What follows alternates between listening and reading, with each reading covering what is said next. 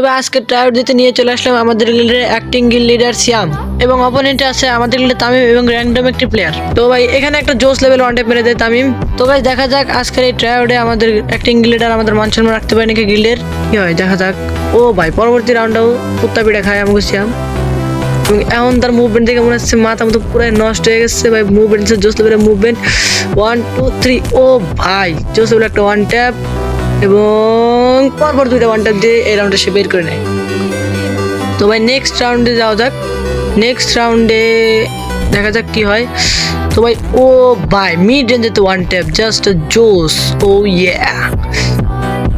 And দেখা যাক এখন কি হয়, যে রাউন্ডটা বের করতে পারি না। ও মাই গড ভাই just a massive one shot.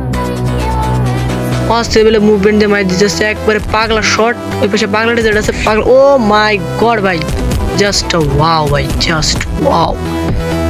O sheet dam ইয়ার।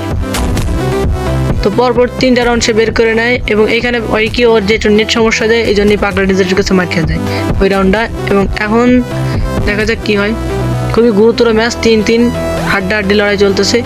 তো ভাই এখানে কুত্তা বেড়া দিয়ে দেয় তামিম, মরে একেবারে খায়া দেয় পিছন থেকে। তো তোমরা যারা টায়ার দিতে চাও তাড়াতাড়ি কমেন্ট করে দাও।